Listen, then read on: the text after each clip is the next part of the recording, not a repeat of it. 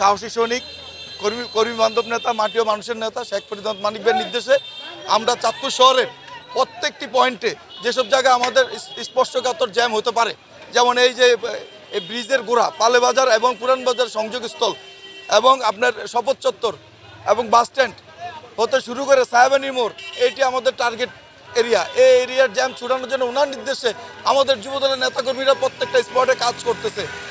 অদ্যবধি পর্যন্ত সেই কাজ চলতেছে, গত 3 দিন আগে থেকেই সেই কাজ চলতেছে। শুধু এই ঈদ উপলক্ষেই নয়, যখনই জ্যাম দেখেন তখনই ওনার নির্দেশ তোমরা নিজেরাই যে যার অবস্থান থেকে এই জ্যামকে ছুটিয়ে দেবে এবং মানুষের স্বাভাবিক যোগাযোগ ব্যবস্থা নিশ্চিত করবে। মানুষ নিশ্চিন্তে খান স্বাস্থ্যকর অল টাইম পান, অল টাইম হেলদি লাইফ। ছোট একটা শহর এবং আমাদের সবচেয়ে বড় সমস্যা রাস্তাগুলি এত ন্যারো, যে কারণে আমাদের 2টা গাড়ি একসাথে যেতে পারে না।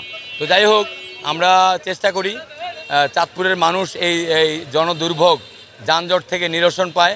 সেজন্য আমরা আমার জেলার সভাপতি, জেলা বিএনপি সভাপতি শেখ ফরিদ আহমেদ মানিক ভাই আমাদেরকে নির্দেশ দিয়েছে যাতে করে জনদুর্ভোগ থেকে আমরা এই মানুষকে নিস্তার দিতে পারি। সেজন্য আমরা বিভিন্ন জায়গায় আমরা বাস স্ট্যান্ড, চিত্রলেখার মোড়, সায়াবানি এবং মিশন রোডের কর্নার, শপথ চত্বর, বিভিন্ন এলাকায় আমরা নিজেরাই এই যানজট নিরসনে কাজ করছি।